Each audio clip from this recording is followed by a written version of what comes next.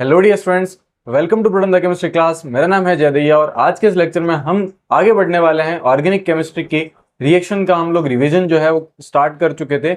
Last lecture में हमने almost 25 reaction जो है वो कंप्लीट करी थी। आज हम लोग हमारी जितनी भी रिएक्शन बाकी रह चुकी है ऑर्गेनिक की, उन सभी को हम लोग स्टडी करेंगे। एनसीईआरटी की वो सारी रिएक्शन जो कि ऑर्गेनिक केमिस्ट्री से रिलेटेड आपके सिलेबस में आती है एनसीईआरटी में, उन सभी को हम लोग डिस्कस करेंगे। और जो हमारा टारगेट था कि ऑर्गेनिक से रिलेटेड कोई भी क्वेश्चन गलत ना हो, तो उसी को चलते हुए आज हम लोग सारी ऑर्गेनिक की रिएक्शन को कंप्लीट कर लेंगे। और मेरे हिसाब से ये 2 वीडियो देखने के बाद आपको बहुत अच्छे से कॉन्फिडेंस आ जाएगा कि अब आपके नीट 2025 के अंदर ऑर्गेनिक से रिलेटेड कोई भी क्वेश्चन गलत नहीं होगा। सो बिना टाइम वेस्ट करे स्टार्ट करते हैं। तो ध्यान से देखें, सबसे पहले हमारे पास जो 26 नंबर रिएक्शन है, उस रिएक्शन का नाम है कॉल्बे इलेक्ट्रोलिसिस। रिएक्शन का क्या नाम है? Kolbe electrolysis. बहुत सिंपल सी रिएक्शन है। इसमें हम लोग क्या करते हैं, हम कार्बोक्सिलिक एसिड कंसिडर करते हैं, salt of carboxylic acid consider करते हैं, जिसका हम लोग इलेक्ट्रोलिसिस मेथड के थ्रू हम एल्केन का प्रोडक्ट करते हैं या फॉर्मेशन करते हैं। तो देखो हमारे पास में क्या होता है, हमारे पास में सॉल्ट ऑफ कार्बोक्सिलिक एसिड होता है, इसका हम इलेक्ट्रोलिसिस करते हैं और मुझे यहाँ क्या मिलता है? एल्केन मिलता है। साथ ही साथ मुझे CO2 गैस मिलती है, साथ ही साथ मुझे H2 गैस मिलती है। बट इसमें साथ ही साथ मुझे क्या मिलेगा? NaOH भी मिलेगा। ये NaOH जब फॉर्मेशन होता है तो इससे रिएक्शन की pH इंक्रीज होती है। तो एक पॉइंट ये आपको याद रखना है, इससे नीट एग्जाम में क्वेश्चन पूछा जा सकता है। सेकंड, इस रिएक्शन से कौन सा क्वेश्चन पूछा जाएगा कि यहाँ पे आपको ये ध्यान रखना है कि जो एल्केन है अगर वो 5 कार्बन तक की है और जो आपके पास में CO2 है, ये दोनों गैसेज होंगी और ये दोनं गैसेस एनोड पर बनती है। तो एक पॉइंट ये ध्यान रखना है, कैथोड पर कौन सी गैस बनती है? वो हाइड्रोजन गैस बनती है। आप सभी को पता है कि जो इलेक्ट्रोलिसिस होता है वो आपके पास में 2 इलेक्ट्रोड्स होते हैं, कैथोड और एक एनोड होता है। तो अलग अलग इलेक्ट्रोड पर अलग अलग गैसेस ऑब्टेन होती है। तो आपको पता होना चाहिए कि कैथोड पर कौन सी गैस ऑब्टेन होती है, जो कि हाइड्रोजन होती है। एनोड पर कौन सी गैस ऑब्टेन होती है, जो कि CO2 और एल्केन गैस जो है वो ऑब्टेन होती है। इसमें मैंने कुछ एग्जाम्पल दे रखा है। फॉर एग्जाम्पल CH3 COON हमारे पास में है, इससे क्या मिलेगा? तो सिंपल सी बात है, CH3 और CH3 के साथ में कंबाइन हो जाएगा। मैकेनिज्म इसकी फ्री रेडिकल मैकेनिज्म होती है। कैसे होती है? फ्री रेडिकल मैकेनिज्म आप लोग इसको बोल सकते हो। क्लियर है क्या? चलिए, इसी तरीके से एक इंपॉर्टेंट एग्जांपल है आपके पास, इंपॉर्टेंट एग्जाम है सोडियम मेलेट। सोडियम मेलेट से जब आप रिएक्शन कराते हो या इसका कॉल्बे इलेक्ट्रोलिसिस कराते हो, उस केस में आपके पास एसिटाइलिन गैस का फॉर्मेशन होता है। क्लियर है? तो ये एक अच्छा एग्जाम्पल बन सकता है। नेक्स्ट अगर हम आगे बात करें तो मोस्ट फेमस रिएजेंट जिसका नाम है ग्रिग्नार्ड रिएजेंट। तो ये जो रिएजेंट होता है ये एक वर्सेटाइल रिएजेंट होता है, जो कि आपने ऑर्गेनिक केमिस्ट्री में बहुत सारे चैप्टर में इसको सुना होगा, इसको पढ़ा भी होगा। और वैसे तो ये पूरा एक चैप्टर होता है अगर हम जे के पॉइंट ऑफ व्यू से बात करें, बट नीट के अंदर बहुत ही लिमिटेड रिएक्शन जो है वो इसकी पूछी जाती है। बट मैंने कुछ रिएक्शन जो है वो एक साथ लिखी है जो कि आपको ध्यान रखनी है। पहला मैं आपको एक चीज बता देता हूँ, ग्रिग्नार्ड रिएजेंट जनरली अगर हम बात करें तो 2 टाइप ऑफ रिएक्शन को शो करता है। First is acid base and second is nucleophilic addition reaction. तो इसमें ध्यान रखना, जो फर्स्ट प्रायोरिटी होती है वो क्या होती है? वो एसिड बेस होती है। जब तक ग्रिग्नार्ड एसिड बेस कर सकता है तब तक वो एसिड बेस करेगा। अगर उसके पास एसिड बेस की कोई पॉसिबिलिटी नहीं है, देन वो किस पर जाएगा? वो जाएगा nucleophilic addition reaction. I hope आपको क्लियर हुआ होगा। चलिए आगे बढ़ते हैं। अगर हम ग्रिग्नार्ड रिएजेंट की रिएक्शन वाटर के साथ कराते हैं तो देखें ध्यान से, एल्केन का फॉर्मेशन, एसिड बेस रिएक्शन।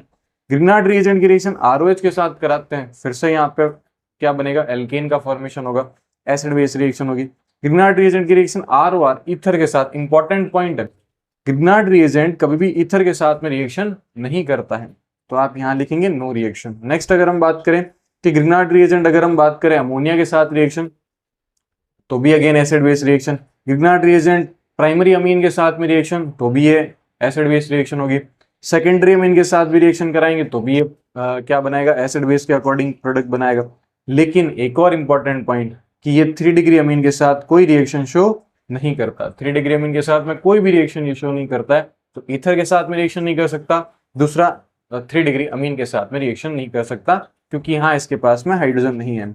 वहीं अगर हम बात करें H2SO4 के साथ रिएक्शन की, तो H2SO4 के साथ रिएक्शन करने पर यहाँ CH4 बनता है। अगेन ये एसिड बेस रिएक्शन है। फिर अगर हम बात करें एसिटिक एसिड के साथ रिएक्शन की, तो एसिटिक एसिड के साथ रिएक्शन जब हम कराते हैं तो अगेन ये क्या है? एसिड बेस रिएक्शन है। आई होप आपको क्लियर हुआ होगा। फिर अगर हम आगे बढ़ते हैं तो एसिड बेस के अलावा भी कुछ पॉसिबिलिटीज होती है जिसके पास में एसिडिक हाइड्रोजन ना हो तो वहां पे न्यूक्लियोफिलिक एडिशन रिएक्शन की पॉसिबिलिटी बनती है। न्यूक्लियोफिलिक एसिडिक एडिशन रिएक्शन का मतलब क्या होता है? तो सिंपल सी बात है कि एक आपके पास में इलेक्ट्रोफाइल होता है और उस पर आकर के न्यूक्लियोफाइल ऐड होता है।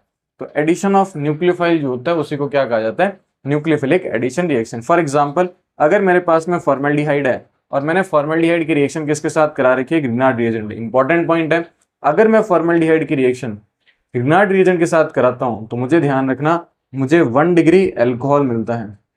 क्या मिलता है? मुझे 1 डिग्री अल्कोहल मिलता है। लेकिन इसके अलावा जितने भी एल्डिहाइड्स होंगे वो सब मुझे क्या देंगे? वो सारे के सारे मुझे 2 डिग्री अल्कोहल देंगे। तो ध्यान रखेंगे, 2 डिग्री अल्कोहल बनाने के लिए मैं फॉर्मल्डिहाइड के अलावा कोई भी दूसरा एल्डिहाइड ले सकता हूं। फॉर एग्जाम्पल, एसिटाल्डिहाइड ले सकता हूं। क्लियर? लेकिन अगर मैं बात करता हूं मेरे पास में कीटोन है, तो in case of ketone, ketone जब ग्रिग्नार्ड रिएजेंट के साथ रिएक्शन करेगा तो ये मुझे 3 डिग्री अल्कोहल देगा। क्या बना के देगा? 3 डिग्री अल्कोहल।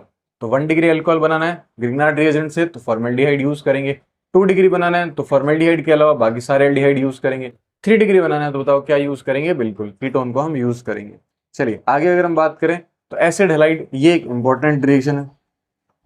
हम एसिड हैलाइड का भी यूज कर सकते हैं। ध्यान रखना, एसिड हैलाइड जब RMGX के साथ में रिएक्शन करता है तो सबसे पहले तो क्या बनता है? कीटोन बनता है। और कीटोन जो होता है फर्दर जो है RMGX के साथ रिएक्शन करके 3 डिग्री अल्कोहल का फॉर्मेशन करता है।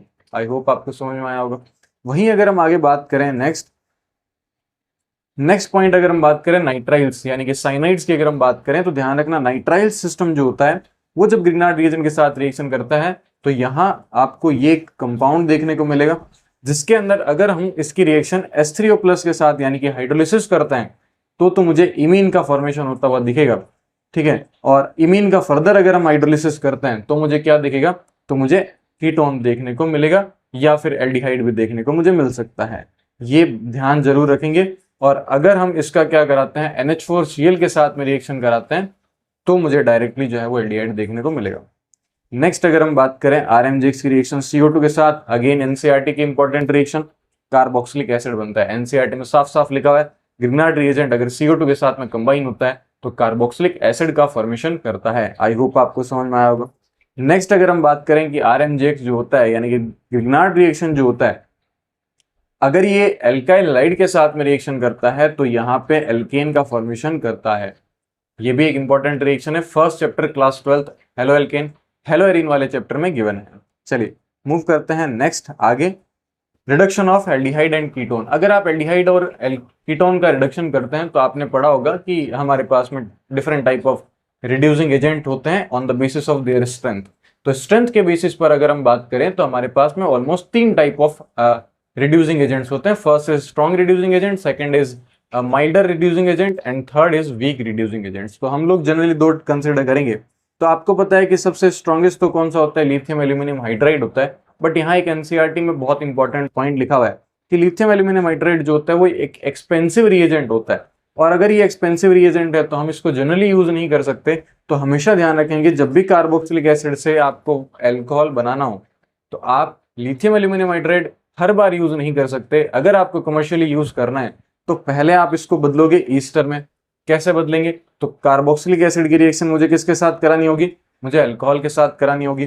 फिर मुझे क्या मिलेगा? यहाँ पे ईस्टर मिलेगा। और ईस्टर की रिएक्शन अगर हम या ईस्टर का मैं सिंपल रिडक्शन करूं तो मुझे क्या मिल जाएगा? वापस मुझे अल्कोहल मिल जाएगा। तो ये एक सरल तरीका होता है, सिंपल तरीका होता है जिससे हम कार्बोक्सिलिक एसिड से किसको ऑब्टेन कर सकते हैं? प्राइमरी अल्कोहल्स को ऑब्टेन कर सकते हैं। इसके अलावा मेरे पास में सोडियम बोरोहाइड्राइड भी है हमारे पास में। तो सोडियम बोरोहाइड्राइड एल्डिहाइड को रिड्यूस करके अल्कोहल में बदलता है, कीटोन को रिड्यूस करके भी अल्कोहल में बदलता है। एल्डिहाइड का रिडक्शन 1 डिग्री अल्कोहल देता है, कीटोन का रिडक्शन 2 डिग्री अल्कोहल देता है। क्लियर? चलिए नेक्स्ट अगर हम बात करें एस्टरिफिकेशन, तो एस्टरिफिकेशन बहुत सिंपल है। एस्टर का फॉर्मेशन ही क्या कहलाता है? एस्टरिफिकेशन कहलाता है, जिसमें हम क्या करते हैं? हम अल्कोहल की रिएक्शन किसके साथ कराते हैं? कार्बोक्सिलिक एसिड के साथ कराते हैं और मुझे यहाँ पे क्या मिलता है? एस्टर का फॉर्मेशन होता हुआ दिखता है। अब इसमें एक और चीज ध्यान रखनी है कि हम अल्कोहल की रिएक्शन एसिड हैलाइड के साथ एसिड एनाइड्राइड के साथ भी करा सकते हैं। अल्कोहल की रिएक्शन हम एसिड हैलाइड के साथ भी रिएक्शन करा सकते हैं इन प्रेजेंस ऑफ pyridine। इन सबसे मुझे क्या मिलेगा? ईस्टर का फॉर्मेशन होता हुआ दिखेगा। इसी तरीके से एक बहुत ही फेमस रिएक्शन है जिसमें हम लोग पढ़ते हैं फॉर्मेशन ऑफ एस्पिरिन, यानी कि एस्पिरिन जो होती है वो कैसे बनती है। तो ये जो एस्पिरिन होती है ये बहुत ही इंपॉर्टेंट है। कैसे बनाया जाता है, तो हमारे पास में सैलिसिलिक एसिड है, हम सैलिसिलिक एसिड का भी प्रिपरेशन कर सकते हैं, आगे जा करके हम रिएक्शन पढ़ेंगे। तो जब हम सैलिसिलिक एसिड की रिएक्शन एसिड एनाइड्राइड के साथ में कराते हैं इन एसिडिक मीडियम, तो मुझे यहाँ पे क्या मिलता है, मुझे यहाँ पे एस्प्रिन का फॉर्मेशन होता हुआ दिखता है अलॉन्ग विथ एसिटिक एसिड। तो एसिटिक एसिड के साथ में एस्प्रिन का फॉर्मेशन होता है। इसको आप लोग याद रखेंगे, चांसेस है पूरे के पूरे नीट एग्जाम में पूछे जाने के। कौन सा एसिड यूज किया जाता है, सैलिसिलिक एसिड। एस्प्रिन के साथ में कौन सा एसिड फॉर्म होता है, तो एसिटिक एसिड फॉर्म होता है। आगे चलते हैं, ऑक्सीडेशन ऑफ एल्कोहल। तो ऑक्सीडेशन ऑफ एल्कोहल की अगर हम बात करें तो अगेन हमारे पास में ऑक्सीडाइजिंग एजेंट्स भी होते हैं, वो स्ट्रेंथ के बेसिस पर डिफरेंट डिफरेंट टाइप के होते हैं। First is strong oxidising agent and second is milder oxidising agent and third is weak oxidising agent. Generally हम लोग दो कंसिडर करते हैं, first is strong oxidising agent and second is milder oxidising agent. अगर हम बात करें स्ट्रॉन्ग ऑक्सीडाइजिंग एजेंट की, तो हमारे पास में KMnO4 होता है, K2Cr2O7 होता है, जोन्स रिएजेंट होता है, ये सारे के सारे स्ट्रॉन्ग ऑक्सीडाइजिंग एजेंट की तरह वर्क करते हैं। वहीं अगर हम बात करें तो यहाँ हमें एल्कोहल के पॉइंट ऑफ व्यू से अगर हम बात करें तो हमें 2 पॉइंट ध्यान रखना है। फर्स्ट पॉइंट अगर हम बात करें कि जब भी मैं अल्कोहल का ऑक्सीडेशन करता हूं, तो डायरेक्ट ऑक्सीडेशन अगर हम करेंगे स्ट्रॉन्ग ऑक्सीडाइजिंग एजेंट यूज करके लाइक KMnO4, K2Cr2O7, तो मुझे कार्बोक्सिलिक एसिड का फॉर्मेशन होता हुआ दिखेगा। लेकिन अगर मैंने माइल्डर ऑक्सीडाइजिंग एजेंट को यूज करा है, तो in case of milder oxidising agent वहां मुझे सिंगल स्टेप ऑक्सीडेशन देखने को मिलता है। वहां जो अल्कोहल होता है वो फर्स्ट एल्डिहाइड में कन्वर्ट होता है, तो प्राइमरी अल्कोहल जो होता है वो एल्डिहाइड का फॉर्मेशन करता है।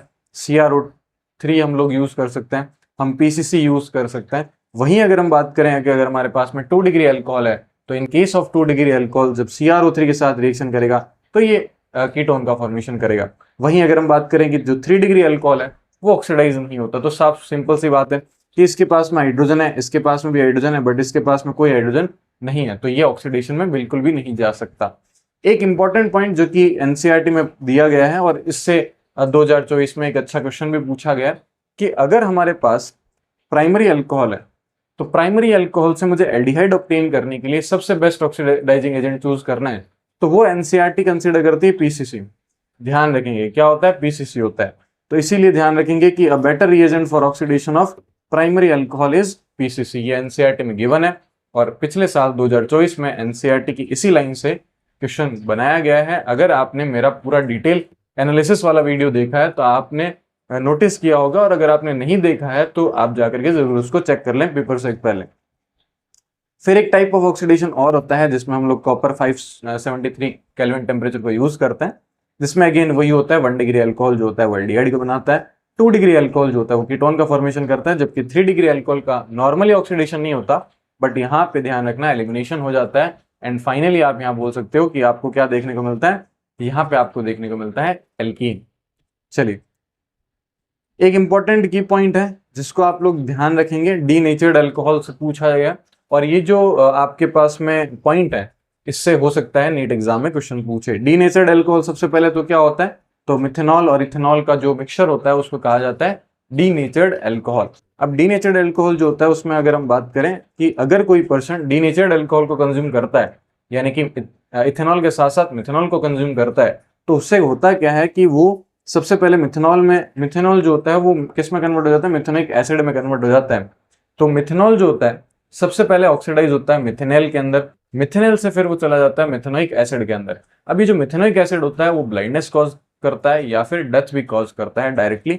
इसको बचाने के लिए हम लोग क्या करते हैं, इसको प्रिवेंट करने के लिए हम लोग इसमें डाइल्यूटेड, अगर मान लो कोई पर्सन, उस पर्सन ने क्या कर लिया, उस पर्सन ने डीनेचर्ड अल्कोहल को कंज्यूम कर लिया, तो हम उसमें क्या करते हैं, हम उसमें उसको डाइल्यूट इथेनॉल का अमाउंट देते हैं, जिससे कि उसका कंसेंट्रेशन और कम हो जाता है और फिर फाइनली जो है उसको रिकवर कराया जा सकता है। तो ये एक इंपॉर्टेंट पॉइंट है जो कि मैंने नोट किया, आउट ऑफ रिएक्शन है बट एक इंपॉर्टेंट पॉइंट है एनसीईआरटी का, कुछ लोग इसको टच नहीं करते।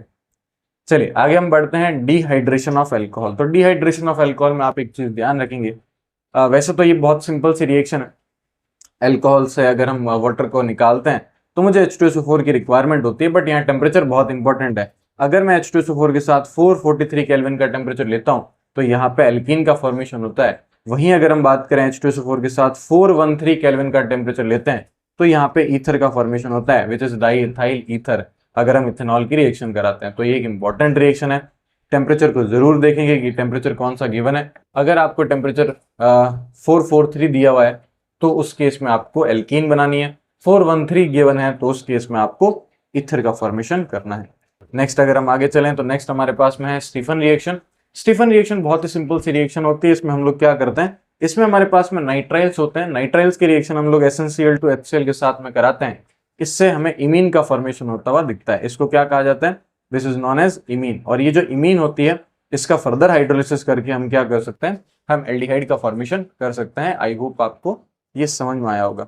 इसी तरीके से अगर हम बात करें कि जो नाइट्राइल्स होते हैं वो और दूसरे तरीके से भी रिड्यूस हो सकते हैं, उसके लिए हमें क्या करना होता है, हमें डाइबल एच का फॉर्मेशन यूज करना होता है।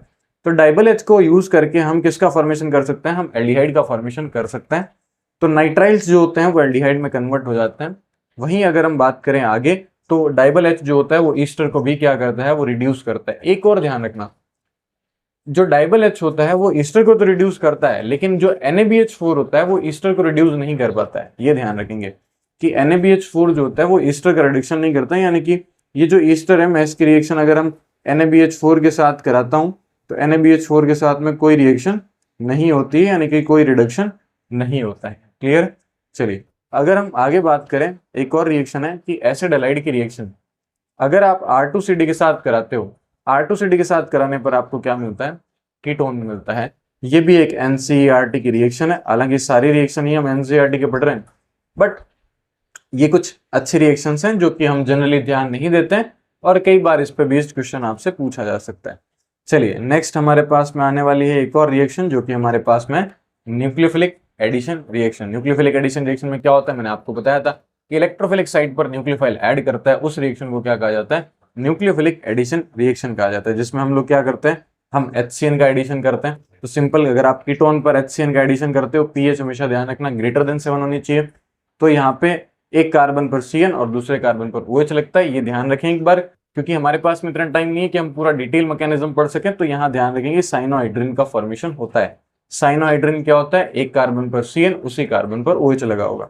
वहीं अगर हम बात करें NHSO3 की रिएक्शन, तो NHSO3 के साथ भी अगर हम बात करें कीटोन की रिएक्शन या एल्डिहाइड की रिएक्शन कराते हैं तो मुझे यहाँ पे ये जो है प्रोडक्ट आपको देखने को मिलता है। वहीं अगर हम आगे चलें तो हमारे पास में एक इंपॉर्टेंट पॉइंट है addition of primary amine. Primary amine और उसके डेरिवेटिव को हम ऐड कर सकते हैं।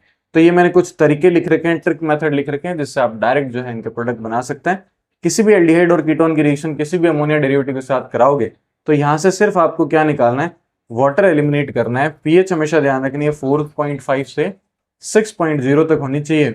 और क्योंकि आपको पता है ये carbon double bond nitrogen system GI show कर सकता है, तो ये सिस और ट्रांस दोनों फॉर्म में एग्जिस्ट कर सकता है।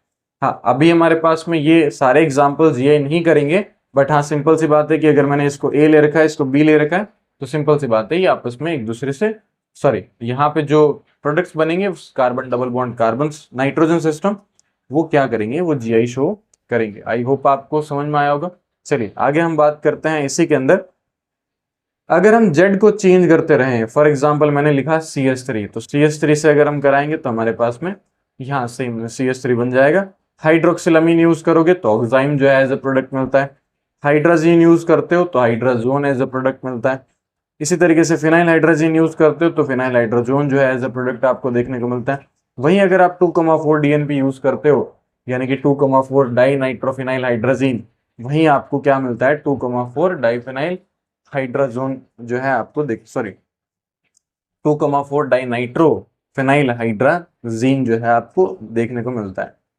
इसी तरीके से अगर हम आगे बढ़े तो हमारे पास में नेक्स्ट एक और आता है, इसमें आता है सेमी कार्बोजाइड। बेसिकली अगर हम बात करें सेमी कार्बोजाइड जो होता है, इससे अगर हम बनाते हैं तो सेमी कार्बोजोन बनता है। क्लियर है। तो ये कुछ अमोनिया डेरिवेटिव्स हैं जो आपको ध्यान रखने हैं। ये NCERT में एज इट इज दिए गए हैं। इनकी अभी एक्स्ट्रा एग्जांपल्स मैकेनिज्म करने से कोई सेंस बनेगा नहीं, क्योंकि वो नीट में नहीं आते हैं, तो हम लोग उसको कर भी नहीं रहे। डायरेक्ट आप याद रखो कि ऐसा ऐसा होता है और आप डायरेक्टली वाटर निकाल के दोनों को जोड़ दो तो carbon double bond nitrogen system आपको देखने को मिलेगा। चलिए अब अगर हम आगे बात करें तो हमारे पास में आता है एडिशन ऑफ एल्कोहल। अगर हम किसी भी कार्बोनाइल सिस्टम पर एल्कोहल का एडिशन करते हैं तो मुझे दो चीजें मिलती है, एक हेमीएसिटल या फिर हेमीकीटल मिलता है, मुझे एक एसिटल और कीटल मिलता है। अब इंपॉर्टेंट ये है कि हमने कितने OH ग्रुप ऐड किए हैं। तो देखो, अगर आप एक OH ग्रुप को ऐड करोगे तो सिंपल सी बात है, आपके पास में हेमी एसिटल और हेमिकीटल का फॉर्मेशन होता हुआ दिखेगा। और अगर आप दो ROH या फिर आप बोल सकते हो दो अल्कोहल का जो है एडिशन करते हो, तो सिंपल सी बात है कि आपको एसिटल और कीटल का फॉर्मेशन होता हुआ दिखेगा। हेमी एसिटल्स क्या होते हैं, जिसमें एक कार्बन पर OR सिस्टम और उसी कार्बन पर OH लगाओ, उसको हेमी एसिटल क्यों कहते हैं, क्योंकि एक ही OR है और एक OH है। एसिटल का मतलब दोनों ही OR सिस्टम होंगे, तो इसको क्या कहा जाता है, एसिटल सिस्टम कहा जाता है। ठीक है। वहीं अगर हम बात करें कि अगर हम फॉर्मल्डिहाइड पर वाटर का एडिशन करते हैं, तो फॉर्मल्डिहाइड पर वाटर का एडिशन करने पर मुझे एक जेमिनल डायोल का फॉर्मेशन होता हुआ दिखता है। और ये जो जेमिनल डायोल होता है वो हाईली अनस्टेबल होता है। हालांकि ध्यान रखना, आपने पढ़ा भी होगा, नहीं पढ़ा है तो एक पॉइंट याद रखना कि जेमिनल डायोल्स जो होते हैं वो अनस्टेबल जरूर होते हैं, बट डिपेंड करता है कि उनके साथ में कौन कौन सा एल्काइल ग्रुप जुड़ा हुआ है। तो जनरली ध्यान रखना, हम ये मान के चलते हैं कि जेमिनल डायोल्स जब भी आएंगे वो अनस्टेबल होते हैं और वापस से वाटर रिलीज करके किस में कन्वर्ट हो जाते हैं, वापस से वाटर रिलीज करके वो एल्डिहाइड या फिर कीटोन्स में कन्वर्ट हो जाते हैं। बट डिपेंड ये करता है कि उनके ऊपर एल्काइल ग्रुप कौन सा जुड़ा हुआ है। अगर एल्काइल ग्रुप्स बहुत ज्यादा अच्छे जुड़े हुए होते हैं, जिससे कि बॉन्ड एंगल सफिशिएंट उनको मिल जाता है, रिपल्शन मिनिमाइज हो जाता है, तो फिर वो स्टेबल की कैटेगरी में आता है। चलिए आगे अगर हम बात करें, नेक्स्ट बहुत ही सिंपल सी रिएक्शन, क्लीवेंशन रिडक्शन। क्लीवेंशन रिडक्शन में क्या होता है, क्लीवेंशन रिडक्शन में हमारे पास में carbon double bond oxygen system होता है, यानी कि कार्बोनाइल्स होते हैं। इसकी रिएक्शन जिंक और मरकरी के साथ में कराई जाती है, ZnHCl यूज किया जाता है। और यहाँ जो प्रोडक्ट मिलता है वो आपको क्या मिलता है, एल्केन मिलता है और साथ में आपको वाटर मिलता है। यानी कि सिंपल सा काम क्या करना है, ये जो कार्बन डबल बॉन्ड ऑक्सीजन वाला बॉन्ड दिख रहा है इसको हटाना है और यहाँ पे आपको 2 हाइड्रोजन ऐड करना है। तो ये कौन सी रिएक्शन हो जाती है बताओ, क्लीवेंशन रिडक्शन हो जाती है। रिएजेंट जल्दी से बताओ क्या होगा, जिंक HgHCl। इसी तरीके से एक और रिएक्शन आती है जिसका नाम होता है Wolff Kishner reduction. Wolff Kishner reduction जो होता है वो भी कार्बोनाइल की रिएक्शन होती है, बट इसमें यूज किया जाता है सबसे पहले हाइड्रोजीन। अभी अभी हमने देखा था कि हाइड्रोजीन से रिएक्शन कराएंगे तो हाइड्रोजोन का फॉर्मेशन होता है, और ये फिर हाइड्रोजोन जो होती है इसकी रिएक्शन अगर हम KOH के साथ in presence of ethylene glycol use करते हैं तो यहाँ पे आपको क्या मिलता है, एल्केन मिलता है। यानी कि क्लीवेंशन रिडक्शन, वॉल्फ किस्नर रिडक्शन जो है वो दोनों रिएक्शंस ऐसे रिएक्शंस हैं जिससे आप लोग क्या कर सकते हो, जिससे आप लोग कार्बोनाइल से एल्केन का फॉर्मेशन कर सकते हो। क्लियर। तो ये चीज आप लोग ध्यान रखेंगे। इन दोनों से बहुत बार नीट एग्जाम में क्वेश्चंस पूछे जाते हैं, जेई में भी पूछे जाते हैं। आगे चलते हैं, अगला हमारे पास में ऑक्सीडेशन ऑफ कार्बोनाइल सिस्टम।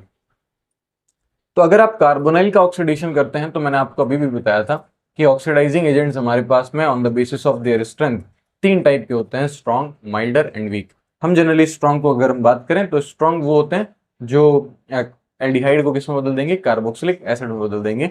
तो वहां अगर हम बात करें तो हमारे पास में KMnO4 होता है, K2Cr2O7 होता है, HNO3 होता है, टॉलन टेस्ट होता है, फेलिंग सॉल्यूशन टेस्ट होता है, जोन्स रिएजेंट होता है विच इज CrO3H2SO4।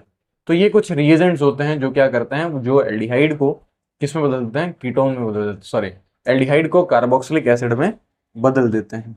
क्लियर। एक इंपॉर्टेंट पॉइंट ध्यान रखना, वैसे तो कीटोन का ऑक्सीडेशन कभी पॉसिबल नहीं होता है। हाँ, अगर आप बहुत एक्सट्रीम कंडीशन लेकर के जाते हो या कुछ स्पेसिफिक ऑक्सीडेशन जो होते हैं वहां अगर हम बोलें तो वहां हम ये बोल सकते हैं कि कीटोन ऑक्सीडाइज हो जाता है। बट नॉर्मल कंडीशन पर अगर हम बात करें कि जैसे एल्डिहाइड ऑक्सीडाइज होता है वैसा कीटोन ऑक्सीडाइज नहीं हो सकता, क्योंकि एल्डिहाइड के पास में हाइड्रोजन होता है। देखो ध्यान से, इसके पास में हाइड्रोजन है जबकि कीटोन के पास में कोई हाइड्रोजन नहीं होता है, तो वो नॉर्मल कंडीशन पर कभी भी ऑक्सीडाइज नहीं हो सकता। बट हाँ, एक चीज आप जरूर ध्यान रखेंगे कि ये जो होता है इसके अंदर बॉन्ड क्लीवेज जरूर होता है।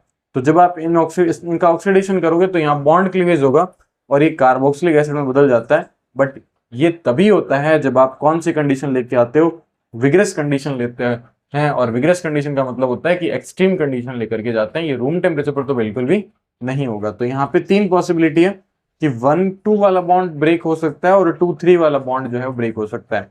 कार्बन 1-2 बॉन्ड ब्रेक होगा तो different type of carboxylic acid है, 2-3 बॉन्ड ब्रेक होगा तो different type of carboxylic acid है। आई होप आपको समझ में आया होगा।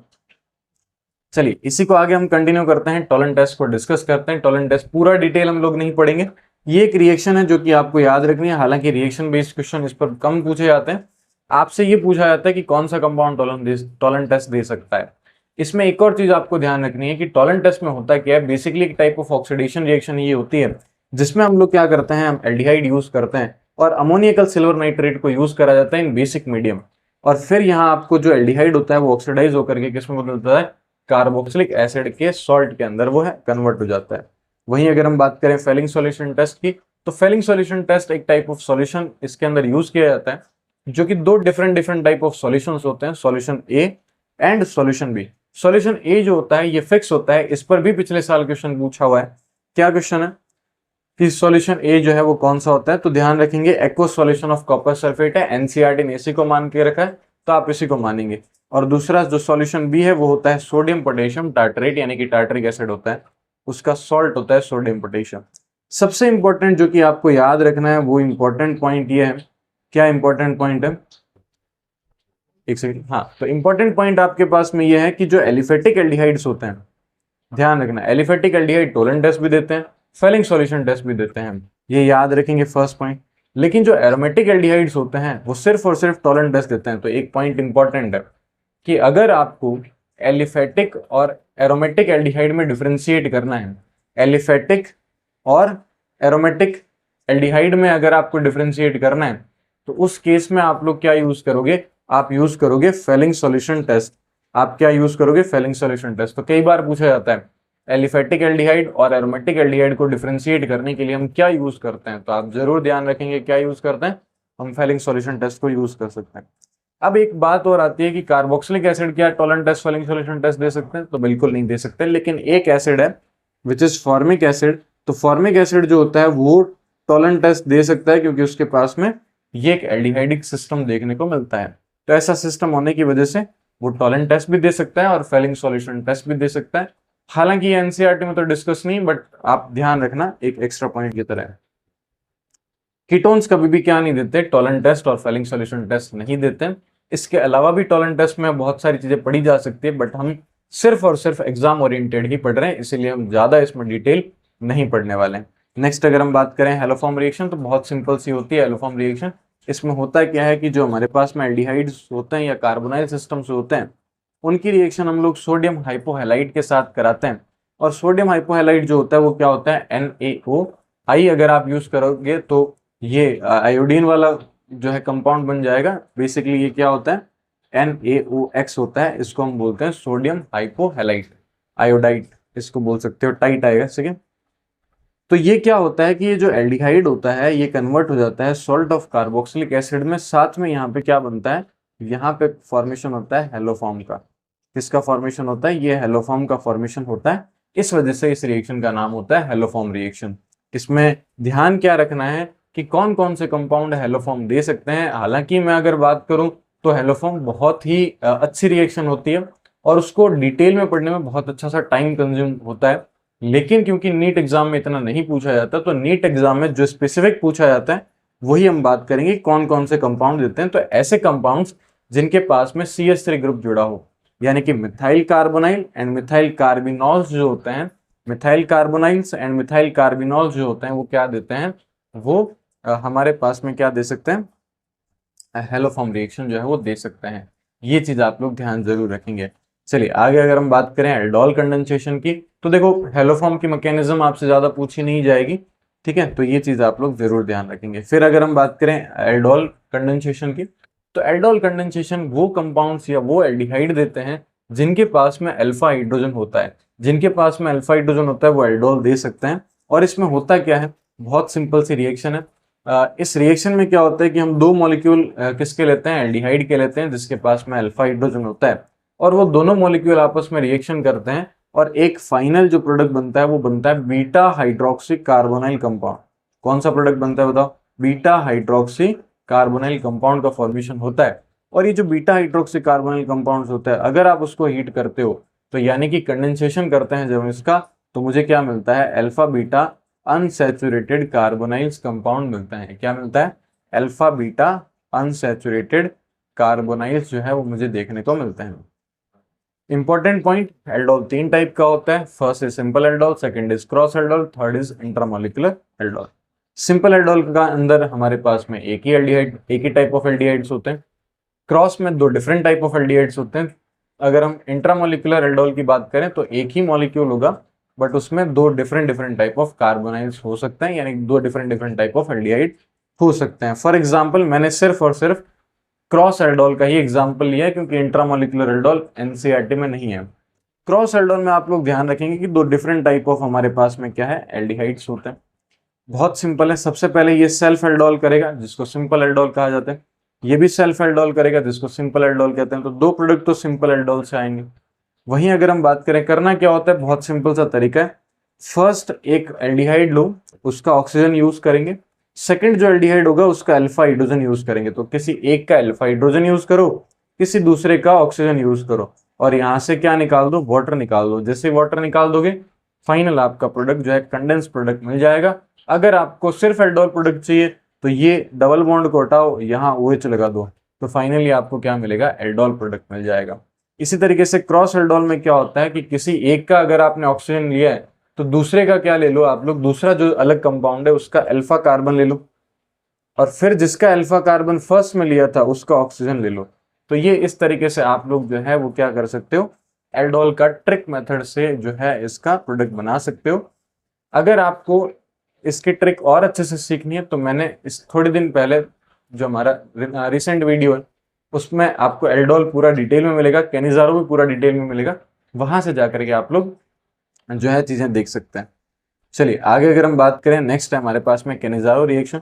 तो कैनिजारो रिएक्शन में आप लोग को ध्यान रखना है, क्या ध्यान रखना है कि कैनिजारो रिएक्शन जो होती है इसमें होता क्या है कि वो कंपाउंड जिनके पास में अल्फा हाइड्रोजन नहीं होते हैं, जिनके पास अल्फा हाइड्रोजन नहीं होंगे वो क्या शो करते हैं, वो शो करते हैं कैनिजारो रिएक्शन। क्लियर।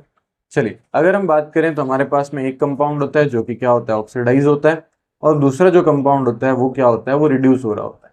ठीक है, यानी कि एक टाइप ऑफ रिडॉक्स रिएक्शन है, एक टाइप ऑफ डिस्प्रपोर्शनेशन रिएक्शन है।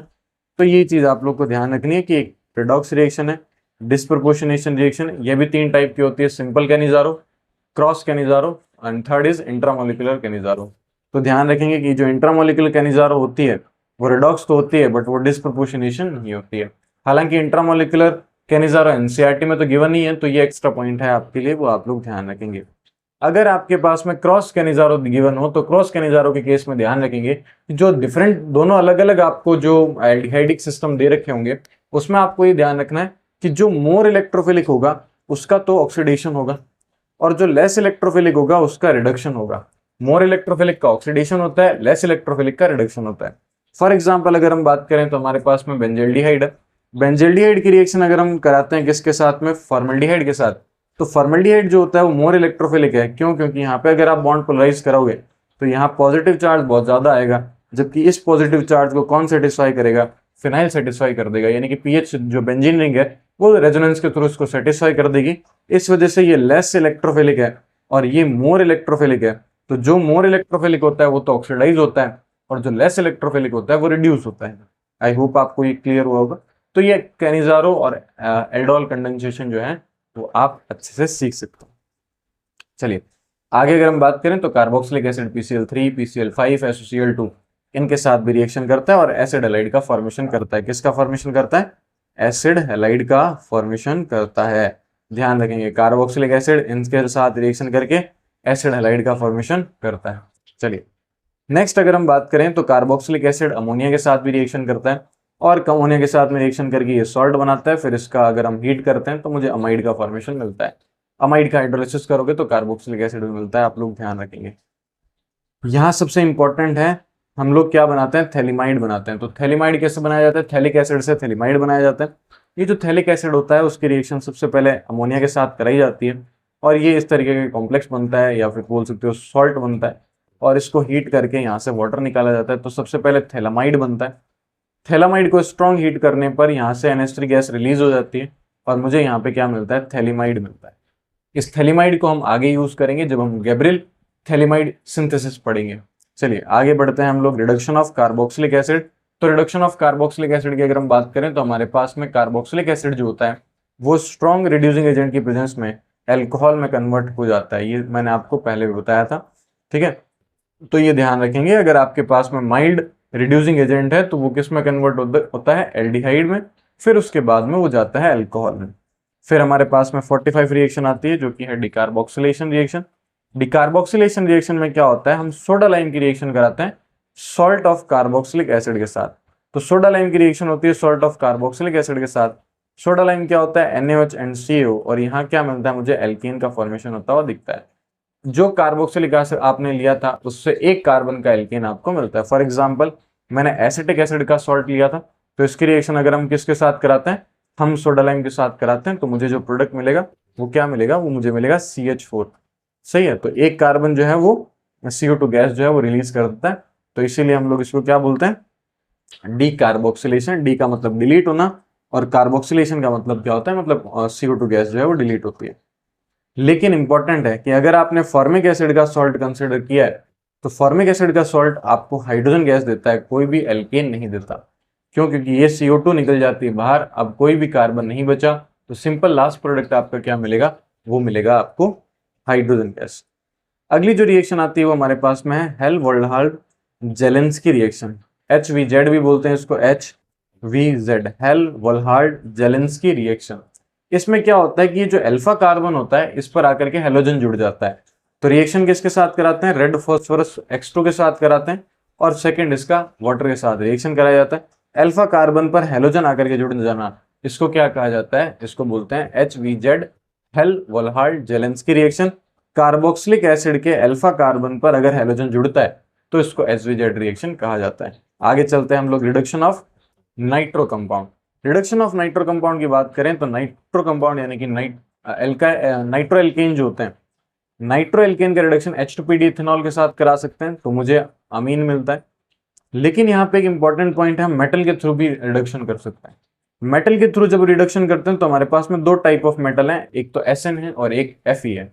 अब यहाँ पे एक NCERT में पॉइंट गिवन है, क्या पॉइंट गिवन है कि जो Fe होता है इसको हम जनरली यूज करते हैं ज्यादा, या फिर अच्छा प्रिफर करते हैं, अच्छी तरीके से प्रिफर करते हैं। देखो, reaction with Fe and HCl is preferred because FeCl2 form get hydrolyzed to release HCl during the reaction, thus only a small amount of HCl is required। यानी कि अगर हम बात करें कि जब हम रिडक्शन के लिए FeHCl को यूज करते हैं तो मुझे HCl बहुत कम अमाउंट में चाहिए होगा, क्योंकि जब ये आगे जाकर के FeCl2 का फॉर्मेशन करेगा, ये फर्दर हाइड्रोलाइज होकर के किसका फॉर्मेशन करेगा, ये HCl का फॉर्मेशन करेगा, और इसीलिए हमारा जो यहाँ पे HCl होता है वो इनिशियली हमें कम लेना पड़ता है।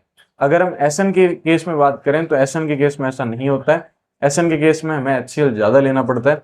ये ऐसा क्यों होता है, तो इसका आंसर आपने केमिकल बॉन्डिंग में एक टॉपिक पढ़ा होगा जिसको हम बोलते हैं inert pair effect. Inert pair effect में आपको ये चीज़ें एक्सप्लेन करी जाती है, अभी वो हमारे पास में टाइम नहीं है तो हम उस पर बिल्कुल भी डिस्कशन नहीं करेंगे। चलिए आगे अगर हम बात करें, नेक्स्ट रिएक्शन है हमारे पास में Gabriel phthalimide reaction. Gabriel phthalimide synthesis जो होता है ये क्या होता है, इसमें हमारे पास में थैलेमाइड होता है, थैलेमाइड की रिएक्शन KOH के साथ कराई जाती है। ये जो हाइड्रोजन होता है ये रिप्लेस हो जाता है K के साथ, एंड फाइनल अगर हम आगे देखें तो हम क्या यूज करेंगे, हम एल्काइल हैलाइड यूज करेंगे, और एल्काइल हैलाइड की रिएक्शन ये यहाँ पे R जो है वो आकर के जुड़ जाएगा, एंड फाइनली हम NaOH के साथ रिएक्शन कराएंगे और यहाँ आपको क्या मिलेगा, 1 डिग्री अमीन मिलेगा। बात करें कि जो एरोमेटिक अमीन्स होती है इनको हम यहाँ पे नहीं बना सकते, क्यों, क्योंकि ये आगे जाकर के SN रिएक्शन नहीं दे पाते, तो इस कारण से हम यहाँ पे कभी भी एरोमेटिक अमीन का फॉर्मेशन नहीं कर सकते, यहाँ सिर्फ और सिर्फ एलिफेटिक अमीन का ही फॉर्मेशन होता है। ये पिछले साल भी क्वेश्चन पूछा हुआ है, असिस्टेंट रीजन में ये क्वेश्चन आया हुआ है, मैंने पूरा डिटेल एनालिसिस में ये चीज बता रखी है, ये NCERT में लिखी हुई है, मैंने वही नोट करी है। चलिए आगे हम बात करते हैं, नेक्स्ट रिएक्शन है हमारे पास में हॉफमैन ब्रोमेडिमाइड डिग्रेडेशन रिएक्शन। इसमें क्या होता है, सिंपल, हमारे पास में अमाइड होता है, इसकी रिएक्शन Br2NaOH के साथ कराई जाती है, तो एक कार्बन जो होता है वो कम हो जाता है, तो इसीलिए इसको बोलते हैं डिग्रेडेशन रिएक्शन।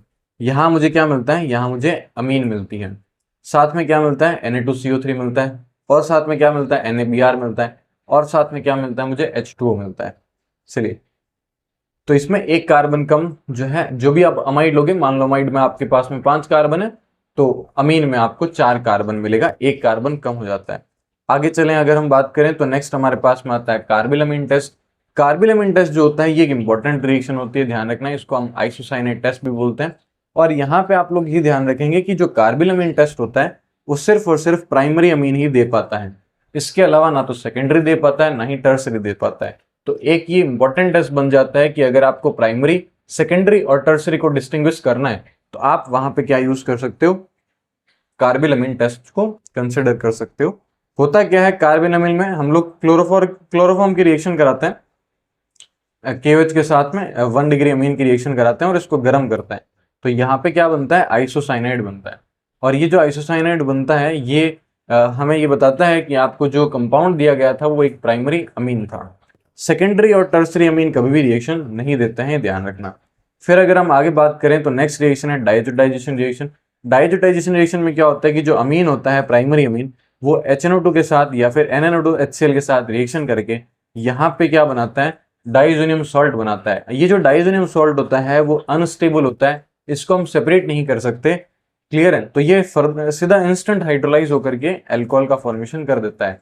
लेकिन अगर हम एरोमेटिक अमीन को यूज करते हैं, एरोमेटिक अमीन के केस में आप लोग ध्यान रखेंगे कि ये इसके साथ में रिएक्शन करके बेंजीन डाइजोनियम क्लोराइड का फॉर्मेशन करता है। और ये जो बेंजीन डाइजोनियम क्लोराइड होता है ये 0 से लेकर के 5 डिग्री सेल्सियस तक स्टेबल कंसिडर किया गया और इसको हम सेपरेट कर सकते हैं। तो इसको सेपरेट करके अलग रखा जा सकता है, फिर जब जरूरत पड़ने पर हम इसके अलग अलग रिएक्शन करा सकते हैं।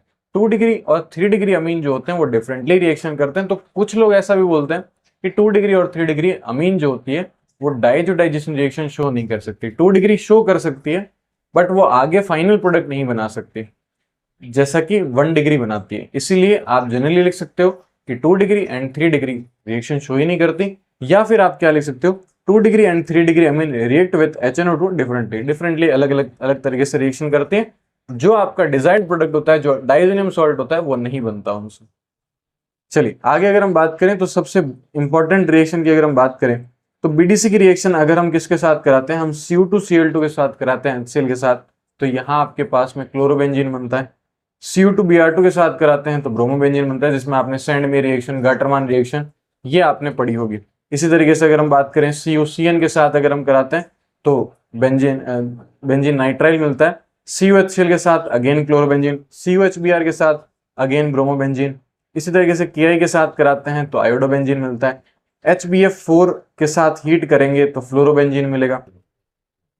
H3PO2 के साथ कराएंगे तो बेंजीन मिलेगा। तो ध्यान रखें बेंजीन कैसे बना सकते हैं। इथेनॉल के साथ रिएक्शन कराएंगे तो बेंजीन मिलेगा। वाटर के साथ रिएक्शन कराएंगे तो अल्कोहल मिलेगा। लेकिन अगर हम HBF4 के साथ NaNO2 और कॉपर हीट करते हैं तो फिर आपको यहाँ पे प्रोडक्ट क्या मिलता है, NO2 मिलता है, यानी कि नाइट्रोबेंजीन मिलता है। ये एक अच्छी रिएक्शन है जिससे आपसे पूछा जा सकता है कि BDC से नाइट्रोबेंजीन बनाने के लिए क्या करना होता है। तो HNO3 नहीं डालना होता है, ध्यान रखेंगे क्या करना होता है, HBF4 यूज किया जाता है, साथ में हम लोग NaNO2 कॉपर के साथ हीट करते हैं तो नाइट्रोबेंजीन का फॉर्मेशन होता है। इसी के साथ अगर हम बात करें तो एक रिएक्शन आती है कपलिंग रिएक्शन। ये जो कपलिंग रिएक्शन होती है इसमें क्या होता है कि जो हमारा BDC होता है, इस BDC की रिएक्शन अगर हम फिनॉल के साथ कराते हैं तो यहाँ पे एक एजो कंपाउंड का फॉर्मेशन होता है। एजो कंपाउंड क्या होता है, nitrogen double bond nitrogen system को एजो कंपाउंड्स कहा जाता है। तो यहाँ पे होता क्या है, यहाँ पे पैरा हाइड्रोक्सी एजोबेंजीन का फॉर्मेशन होता है और एक ऑरेंज कलर की डाई होती है। वहीं अगर हम आगे बात करें तो अगर हम BDC की रिएक्शन एनिलीन के साथ कराते हैं, तो एनिलीन के साथ रिएक्शन कराते हैं तो ये येलो कलर की डाई का फॉर्मेशन करता है। तो पैरा अमीनो एजोबेंजीन का जो है ये फॉर्मेशन करता है। चलिए आगे अगर हम बात करें नेक्स्ट, अब हमारे पास में कुछ एरोमेटिक कंपाउंड्स हैं और इन एरोमेटिक कंपाउंड्स को हम जल्दी से देख लेते हैं। अगर आप एसिटाइलिन गैस को रेड हॉट आयरन ट्यूब में पास करते हो तो बेंजीन बनता है। अगर आपके पास में बेंजोइक एसिड का सॉल्ट है, सोडियम सॉल्ट है, तो इसका अगर आप डिकार्बोक्सिलेशन करोगे तो बेंजीन मिलेगा। फिनॉल का रिडक्शन करोगे जिंक के साथ तो भी आपको क्या मिलेगा, बेंजीन मिलेगा। इसी तरीके से एन-हेक्सेन जो होता है इसका एरोमेटाइजेशन करोगे किसके साथ, Cr2O3, V2O5, MO2O3, ठीक है, तो भी क्या मिलता है, बेंजीन मिलता है। ये सब एनसीईआरटी की रिएक्शन है, सिंगल रिएक्शन है, इनसे कोई घुमा फिरा के क्वेश्चन नहीं पूछा जा सकता। आगे अगर हम बात करें नाइट्रेशन की तो नाइट्रेशन इंपॉर्टेंट है। नाइट्रेशन की अगर हम बात करें तो बेंजीन पर नाइट्रेशन किस तरीके से करा जाता है, तो हमारे पास में एक नाइट्रेटिंग मिक्सचर होता है। नाइट्रेटिंग मिक्सचर क्या होता है, HNO3 H2SO4 को हम क्या बोलते हैं, नाइट्रेटिंग मिक्सचर कहते हैं। इसमें बेंजीन की रिएक्शन कराते हैं तो यहाँ पे बेंजीन पर NO2 ग्रुप जुड़ता है। अब अगर हम इसमें सब्स्टिट्यूटेड बेंजीन अगर हम यूज करते हैं, फॉर एग्जांपल क्लोरोबेंजीन यूज करते हैं तो ऑर्थो और पैरा प्रोडक्ट मिलता है। फिनॉल की रिएक्शन कराते हैं तो भी मुझे ऑर्थो और पैरा मिलता है।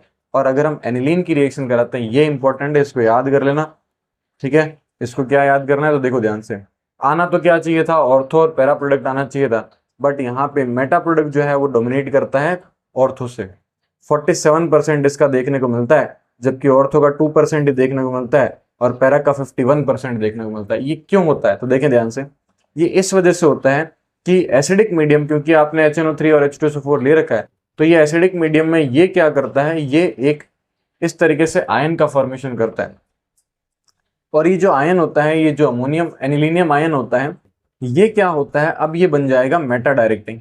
और ये जैसे ही मेटा डायरेक्टिंग बनेगा, अब प्रोडक्ट किस पर बनेगा, मेटा पे बनेगा। इस वजह से मेटा जो है वो डोमिनेट कर जाता है। क्लियर है आपको? चलिए आगे अगर हम बात करें इसी से, अगर हम बात करें इस रिएक्शन को अवॉइड करने के लिए, कि जो मेटा प्रोडक्ट बन रहा था वो तो आपको नहीं चाहिए, तो उसको अवॉइड कैसे करेंगे, तो अवॉइड करने के लिए सिंपल हम क्या करते हैं, हम इसको पहले एसिड हैलाइड के साथ रिएक्शन कराते हैं। तो यहाँ पे क्या फॉर्मेशन होता है, अमाइड का फॉर्मेशन होता है। अब इस अमाइड की रिएक्शन अगर आप कराते हो किसके साथ, HNO3 और H2SO4, अब ये क्या हुआ, अब ये डोनेटिंग हो गया, तो यानी कि एक्टिवेटिंग ग्रुप हो गया, और एक्टिवेटिंग ग्रुप हो गया तो प्रोडक्ट सिर्फ और सिर्फ पैरा डोमिनेट करता है। ठीक है, तो ये इस तरीके से आप लोग जो है वो ध्यान रखेंगे। एंड अगर हम बात करें इसी के अंदर, तो ये चीज आप लोग लिखेंगे। चलिए आगे अगर हम बात करें, नेक्स्ट जो प्रोडक्ट है हमारे पास में वो कौन सा है, एंड अगर हम बात करें नेक्स्ट प्रोडक्ट जो आएगा वो कौन सा आएगा, तो हमारे पास में है कार्बोक्सिलिक एसिड। कार्बोक्सिलिक एसिड की रिएक्शन अगर हम किसके साथ कराते हैं, HNO3 के साथ कराते हैं, तो HNO3 के साथ कराने पर ध्यान रखना ये भी किस पर देता है, मेटा प्रोडक्ट बनाता है, क्योंकि ये भी कैसा होता है, मेटा डायरेक्टिंग होता है। क्लियर? वहीं अगर हम बात करें हमारे पास में अगर एनिसोल है, एनिसोल जब आप रिएक्शन कराते हो HNO3 नाइट्रेशन करते हो, तो ये सिंपल ऑर्थो और पैरा प्रोडक्ट देखने को मिलता है। एक और इंपॉर्टेंट पॉइंट ध्यान रखना है कि अगर आप फिनॉल पर कंसंट्रेटेड HNO3 यूज करते हो, तो इस केस में आपको क्या मिलता है, पिक्रिक एसिड का फॉर्मेशन होता हुआ दिखता है। क्लियर है क्या? तो ये चीज आप जरूर जो है वो ध्यान रखेंगे। एक छोटा सा आप लोग यहाँ पे करेक्शन कर लेना। क्या करेक्शन है कि ये वाला जो कंपाउंड है इसको हम उठा के यहाँ लगा देते हैं, और ये जो कंपाउंड है ये आएगा यहाँ पे। एंड एक सेकेंड थोड़ा सा चेंज कर लेते हैं, शायद PDF में मिस्टेक हो गई होगी। चलो इसको यहाँ लगा देते हैं, ये आएगा यहाँ पे और ये आएगा यहाँ पे, और इसको मार देते हैं डिलीट। एंड थोड़ा सा हम लोग वेट करें 2 सेकेंड का, और यहाँ हम लिख देते हैं H3O+, ताकि आपको कोई करेक्शन देखने को ना मिले। चलिए तो अब हम बात करते हैं वापस से, कि हम बात कर रहे थे फिनॉल की रिएक्शन कंसंट्रेटेड HNO3 के साथ कराएंगे तो पिक्रिक एसिड का फॉर्मेशन होगा। आगे अगर हम बात करें, सल्फोनेशन रिएक्शन भी होती है, जो कि ऊपर हमने लिखी है। सल्फोनेशन में क्या होता है, बेंजीन की रिएक्शन ओलियम के साथ कराते हैं, जो कि होता है फ्यूमिंग H2SO4 H2S2O7, या फिर कंसंट्रेटेड H2SO4 के साथ कराते हैं तो SO3H जो है वो जुड़ जाता है। अब चाहे आप क्लोरोबेंजीन कंसिडर करो या फिर आप लोग एनिलीन कंसिडर करो। एनिलीन के केस में आप ध्यान रखना ज्यूटर आयन का फॉर्मेशन होता है, क्योंकि एक ही एसिडिक ग्रुप होता है और एक ही आपके पास में बेसिक ग्रुप होता है, तो यहाँ इंटरनल एसिड बेस रिएक्शन हो जाती है और ये ज्यूटर आयन के फॉर्म में एग्जिस्ट करता है। चलिए हेलोजिनेशन की बात करें, तो बेंजीन पर हेलोजिनेशन करने के लिए आपको X2Fe डार्क का मीडियम लेना पड़ता है, जिससे आप हेलोजिनेशन कर सकते हो, बेंजीन पर हेलोजन ऐड होता है। तो ये कुछ एग्जांपल है जिसमें हमने टोलुइन की रिएक्शन करा रखी है, फिनॉल की रिएक्शन हमने करा रखी है। इसके अलावा अगर हम बात करें, एक और इंपॉर्टेंट है, फिनॉल की 2 रिएक्शन इंपॉर्टेंट है, मैंने स्टार करे हैं, ध्यान से देखें आप लोग। ये जो दोनों रिएक्शन है ये बहुत ही इंपॉर्टेंट है। इसमें अगर हम बात करें Br2CS2 के साथ रिएक्शन कराई गई है, जबकि इसमें सिर्फ Br2 के साथ में रिएक्शन कराई गई है। ठीक है, यहाँ आप वाटर भी ले सकते हो, तो Br2CS2 के साथ में कराएंगे तो ऑर्थो पैरा सेपरेट प्रोडक्ट मिलेंगे, जबकि Br2 के साथ कराओगे तो यहाँ आपको ऑर्थो पैरा सब्स्टिट्यूटेड जो है वो मिलेगा फिनॉल। वहीं अगर हम बात करें कि कार्बोक्सिलिक एसिड, अगेन ये मेटा प्रोडक्ट बनाएगा क्योंकि ये मेटा डायरेक्टिंग है। अगला अगर हम बात करें फ्रिडलक्राफ्ट, तो फ्रिडलक्राफ्ट 2 टाइप ऑफ रिएक्शन होती है, एसाइलेशन और एल्काइलेशन। तो अगर आप पहले एल्काइलेशन करने वाले हो, यानी कि एल्काइल हैलाइड जो है वो ऐड करोगे, तो यहाँ पे आपके पास में एल्काइल ग्रुप ऐड हो जाएगा। एसिड हैलाइड कंसिडर करोगे तो ये एसाइल ग्रुप जो है वो ऐड हो जाएगा। तो सिंपल सी रिएक्शन है, 2 टाइप की है। किसकी प्रेजेंस में होती है, एनहाइड्रस AlCl3 के केस में होती है। क्लोरोबेंजीन लोगे तो यहाँ ऑर्थो प्रोडक्ट मिलेगा, साथ में पैरा प्रोडक्ट भी मिलेगा, ये भी ध्यान रखेंगे। मैंने इसमें पैरा प्रोडक्ट बनाया नहीं है, इसमें भी पैरा प्रोडक्ट मिलेगा, तो मैं एक बार के लिए बना देता हूँ ताकि आपको कोई कंफ्यूजन ना हो, प्लस साथ में पैरा भी बनता है। तो मैं यहाँ बना देता हूँ अभी जल्दबाजी में। ठीक है, प्लस साथ में यहाँ पे पैरा प्रोडक्ट में मिलेगा, प्लस साथ में यहाँ पे भी क्या मिलेगा, पैरा प्रोडक्ट, प्लस साथ में यहाँ पे भी क्या मिलेगा, पैरा प्रोडक्ट, प्लस साथ में यहाँ पे भी क्या मिलेगा, पैरा प्रोडक्ट। और आपको पता है कि पैरा जो होते हैं वो मेजर प्रोडक्ट होते हैं। ठीक है, मैं जब पीडीएफ अपलोड करूंगा तो इसको एडिट करके आपको मैं दे दूंगा, बाई मिस्टेक पैरा जो प्रोडक्ट है वो नहीं लिखा गया। चलिए आगे हम वापस आते हैं। तो ये कुछ रिएक्शन है, कार्बोक्सिलिक एसिड और एनिलीन दोनों जो है फ्रेडल-क्राफ्ट रिएक्शन नहीं दे पाते हैं। कार्बोक्सिलिक एसिड क्यों नहीं दे पाता, क्योंकि वो मेटा डायरेक्टिंग होता है, इस वजह से नहीं दे पाता। लेकिन सर एनिलीन तो ऑर्थो डायरेक्टिंग होता है, वो क्यों नहीं दे पाता? तो एनिलीन में जो नाइट्रोजन होता है वो ऑर्थो डायरेक्टिंग जरूर, ऑर्थो पैरा डायरेक्टिंग जरूर होता है, बट वो इसलिए नहीं दे पाता क्योंकि वो जो एनिलीन होता है वो AlCl3 के साथ में रिएक्शन कर लेता है और वहां पे सॉल्ट का फॉर्मेशन कर लेता है। तो नाइट्रोजन पर पॉजिटिव चार्ज आ जाएगा और नाइट्रोजन पर जैसे ही पॉजिटिव चार्ज आएगा अब वो कैसा हो जाएगा, वो डीएक्टिवेटिंग या फिर मेटा डायरेक्टिंग जो है वो बन जाता है, इस वजह से नहीं देता। तो ये एक इंपॉर्टेंट पॉइंट है जो कि आप लोग ध्यान रखेंगे। तो ये हमारे पास में एरोमेटिक कंपाउंड की रिएक्शन कंप्लीट होती है। अब लास्ट सेगमेंट है हमारे पास में जो कि है सम इंपॉर्टेंट रिएक्शंस, ये आपको ध्यान रखनी है। तो पहली आती है हमारे पास में फ्रैंकलैंड रिएक्शन, जिसमें हम लोग एल्काइल हैलाइड यूज करते हैं, H2 के साथ में रिएक्शन कराते हैं, जिंक प्रेजेंस में हम लोग करते हैं। तो यहाँ आप लोग क्या बना सकते हो, CH4 का फॉर्मेशन कर सकते हो। तो कई बार आपने ये क्वेश्चन भी देखा होगा कि CH4 कौन सी रिएक्शन से नहीं बनाया जा सकता, जैसे आप वुड्स से नहीं बना सकते, कॉल्बे इलेक्ट्रोलिसिस से नहीं बना सकते। बट अगर आपको एल्काइल हैलाइड यूज करके एल्केन यानी कि मिथेन का फॉर्मेशन करना है, तो मिथेन के फॉर्मेशन में आप ध्यान रखेंगे, मिथेन के फॉर्मेशन में आप लोग ध्यान रखेंगे कि मिथेन का फॉर्मेशन जब भी करना हो आपको, किसी भी एल्काइल किसी भी क्या, अगर आपके पास मिथाइल क्लोराइड दिया गया तो मिथाइल क्लोराइड से डायरेक्ट अगर आपको मिथेन का फॉर्मेशन करना हो तो आप फ्रैंकलैंड रिएक्शन को यूज करेंगे। नेक्स्ट आता है हमारे पास में फॉर्मेशन ऑफ एसिटाइलिन। तो ये एक इनऑर्गेनिक केमिस्ट्री की रिएक्शन है बट बहुत बार आती है। CaC2 H2 के साथ में रिएक्शन करता है और कैल्शियम हाइड्रोक्साइड बनाता है, साथ में आपको एसिटिलीन गैस बना के देता है। आगे अगर हम बात करें फॉर्मेशन ऑफ हेक्साक्लोरोबेंजीन, तो बेंजीन की रिएक्शन 6Cl2 के साथ कराई जाती है, एनहाइड्रस AlCl3 और डार्क कोल्ड मीडियम लिया जाता है, तो यहाँ हेक्साक्लोरोबेंजीन बनता है। वहीं अगर हम फॉर्मेशन ऑफ BHC की बात करें, जिसको हम बेंजीन हेक्साक्लोराइड कहते हैं, इसके एक आइसोमर को गैमेक्सेन भी कहा जाता है या फिर इसका नाम लिंडेन भी होता है। ठीक है, तो इसमें क्या होता है, बेंजीन की रिएक्शन 3Cl2 के साथ कराई जाती है और यूवी लाइट के प्रेजेंस में 500 केल्विन का टेम्परेचर लिया जाता है। तो ये आपके पास में बेंजीन हेक्साक्लोराइड का फॉर्मेशन होता हुआ दिखता है। चलिए आगे अगर हम बात करें, तो अगर आप क्लोरोबेंजीन पर NaOH 623 केल्विन और 300 atm पर प्रेशर पर रिएक्शन कराते हो तो फिनॉल बनता है। और जैसे जैसे इसमें आप लोग NO2 ग्रुप ऐड करते जाओगे वैसे वैसे आप लोग देखते जाओगे कि यहाँ पे जो रिएक्शन कंडीशन है वो डिक्रीज होती जाएगी, यानी कि अब आपको उतनी स्ट्रॉन्ग कंडीशन नहीं लेनी है, आपको माइल्डर कंडीशन पर भी रिएक्शन होती हुई देखने को मिल सकती है। इसी तरीके से आप ये कंपाउंड दे सकते हो जिससे हम एक पिक्रिक एसिड का फॉर्मेशन कर सकते हैं। आपको सिर्फ कुछ नहीं करना, क्योंकि हमारे पास में 3 क्या है इलेक्ट्रॉन विड्रॉइंग ग्रुप्स हैं, इस वजह से आपको हल्का से इसको गर्म करना है और आपका प्रोडक्ट बनेगा पिक्रिक एसिड। फिनॉल की रिएक्शन अगर हम बात करें कि फिनॉल कैसे फॉर्म किया जाता है, तो पहले बेंजीन से आप ओलियम की रिएक्शन कराओ। क्या होता है ओलियम, फ्यूमिंग H2SO4 या फिर आप इसको क्या बोल सकते हो H2S2O7।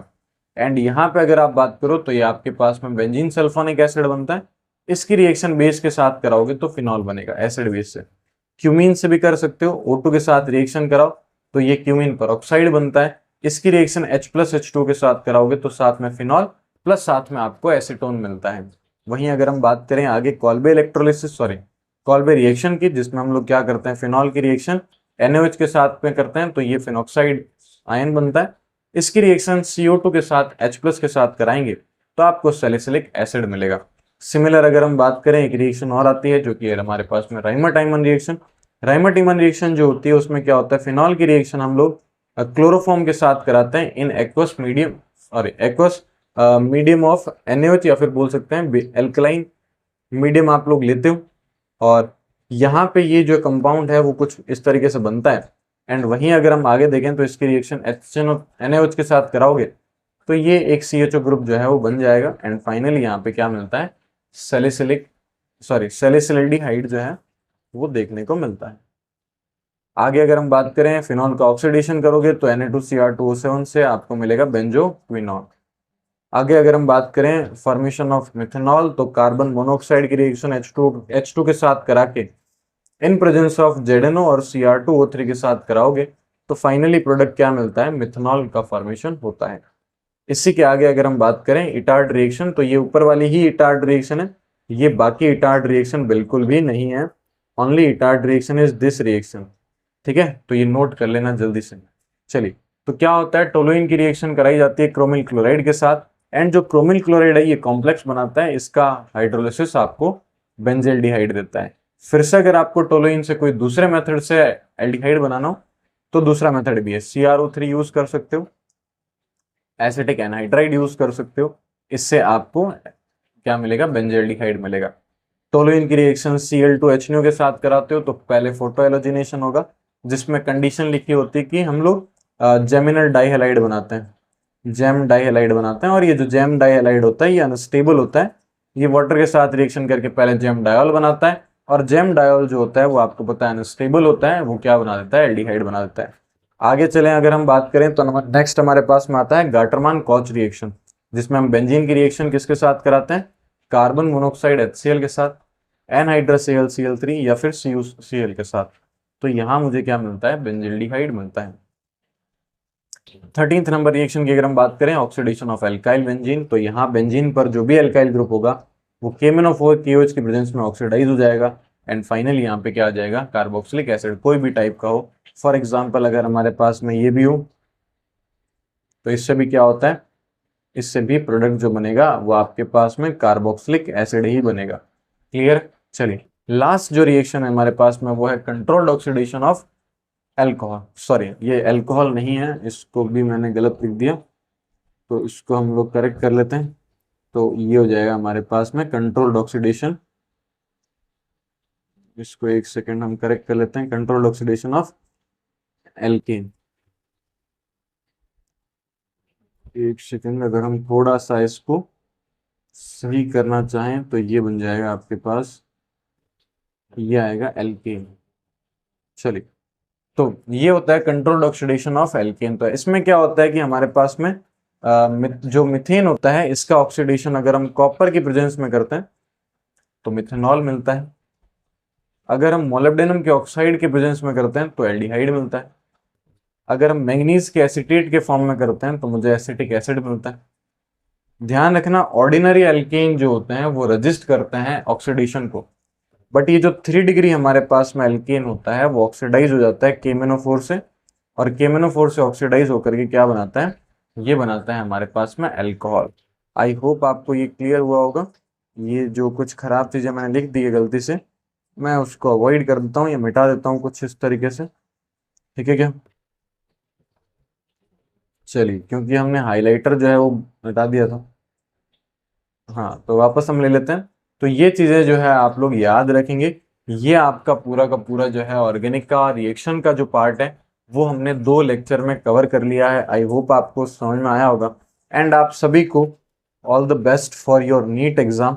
आपका नीट एग्जाम बहुत अच्छे से जाए, बहुत अच्छे से कॉन्फिडेंस के साथ आप लोग पेपर दे करके आए, और बिल्कुल भी स्ट्रेस ना लें आप लोग पेपर में। क्लियर, और अच्छे माइंडसेट के साथ, फ्री माइंडसेट के साथ पेपर दे के जाएं। आपने जितना भी पढ़ा है आप कम से कम उस पर भरोसा रखें कि आपको जिस भी टीचर ने पढ़ाया होगा या फिर आपने जिस भी तरीके से तैयारी करी होगी, कुछ कमी रही होगी वो अब आप उसको हाईलाइट ना करें अभी वाले टाइम पे, आप उनको हाईलाइट करें कि आपने कितने अच्छे तरीके से मेहनत करी है। अगर आप उसको हाईलाइट करके चलते रहेंगे और पेपर देने जाएंगे तो डेफिनेटली आप एक पॉजिटिव एटीट्यूड के साथ पेपर अटेम्प्ट करेंगे, और आपका जो पेपर होगा वो बहुत अच्छा भी जाएगा, और बहुत अच्छे तरीके से आप अपनी ड्रीम कॉलेज जो है वो उसको भी अचीव कर लेंगे। तो आप सभी को ऑल द बेस्ट।